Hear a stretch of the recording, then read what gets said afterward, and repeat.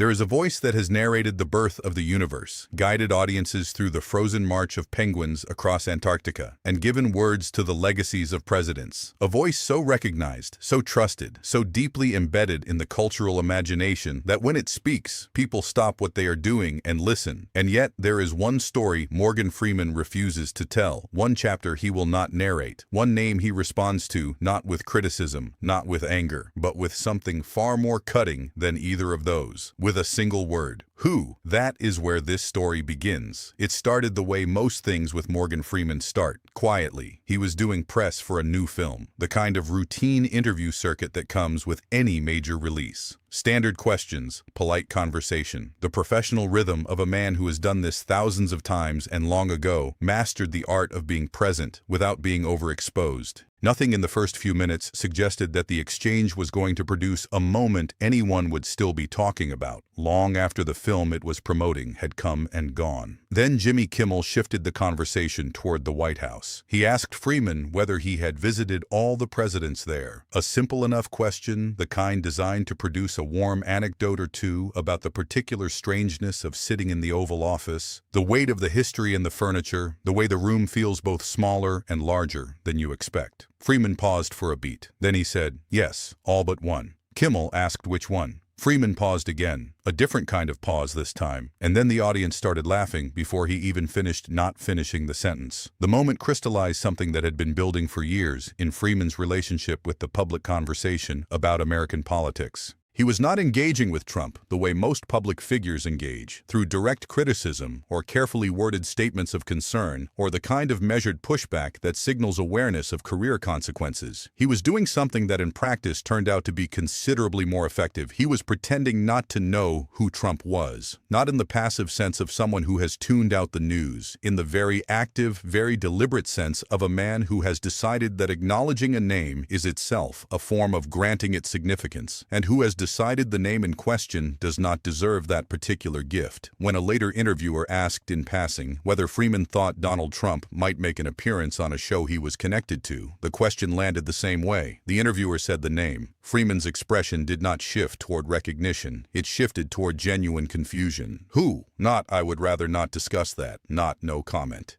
Not even a knowing smile that communicates awareness while maintaining distance. Just who?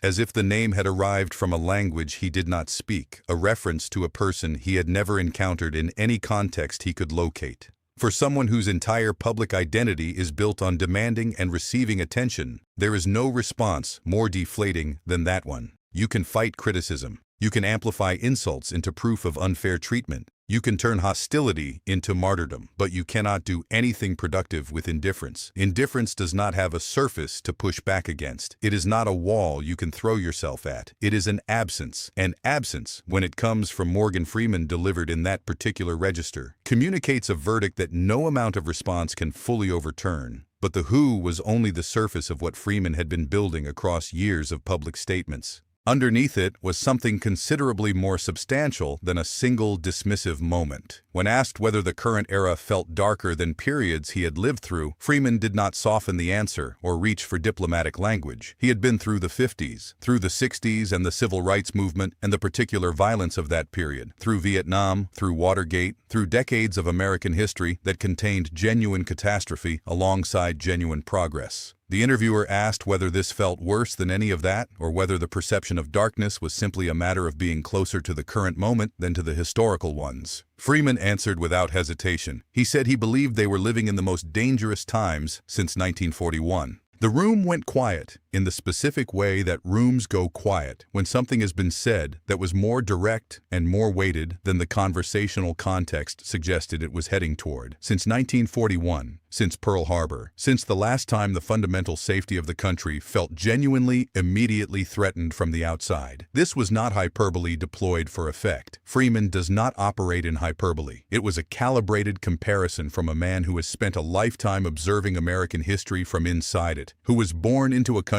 where his legal status as a full citizen was still being formally contested, who lived through periods of genuine rupture and came out the other side with a long view that most people speaking publicly about current events do not possess. The weight of that comparison came precisely from who was making it. When a person who has personally experienced segregation, who navigated the specific daily reality of living in a country that had not yet fully committed to the legal equality it claimed on paper, says that the current moment is the most dangerous since 1941, it does not land the same way it would coming from someone whose historical reference points are only academic. He was not comparing abstractions, he was comparing lived experiences, and his conclusion was that this one was worse. But he did not stop at the comparison. He offered what he considered the shape of a solution, and it surprised people precisely because it was not framed in the language of opposition or resistance. It was framed in the language of evolution. He said it was time to move on from old white men running the country.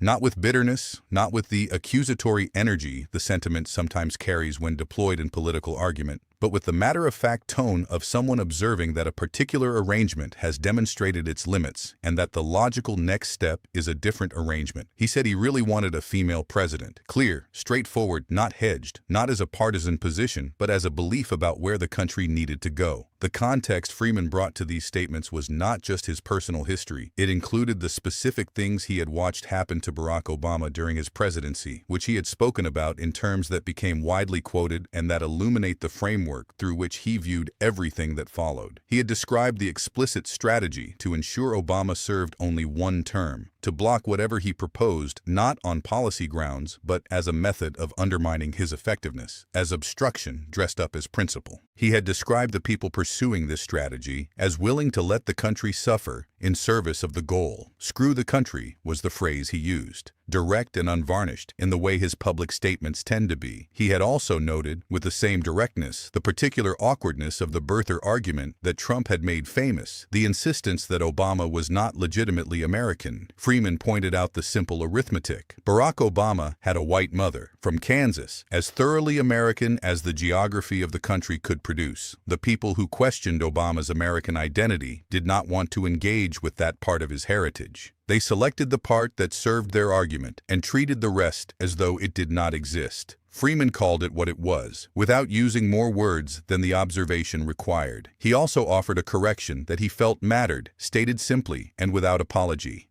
Obama was not, in his view, America's first black president. He was America's first mixed-race president. The distinction was not a criticism, it was a clarification. America's first black president had not yet arrived. The blurring of that distinction, the collapsing of his actual heritage into a single category that served a particular narrative, was itself a form of erasure. Freeman named it, moved on, did not treat it as more complicated than it was. What distinguished Freeman's critique across all of its various forms, the dismissal, the historical comparison, the political observation, the gentle but firm correction, was the emotional register he maintained throughout. He was not performing outrage. He was not manufacturing indignation for an audience. He was not deploying the heightened language that political discourse tends to reward because it generates engagement and shares and responses. He was doing the considerably rarer thing of speaking from genuine conviction, in the tone he would use to have the same conversation privately, which meant the tone was calm and the content was real, and the combination of the two was more unsettling than any amount of performed anger would have been. He said he could not personally understand how a man convicted on 34 felony counts gets to be president. He was not asking this rhetorically, as a rhetorical challenge designed to score a point. He was asking it sincerely, as a man who has lived long enough to remember when public standards for public office meant something specific and who genuinely wanted someone to explain to him what had changed and why. The question sat in the air unanswered because the people who could have answered it chose not to.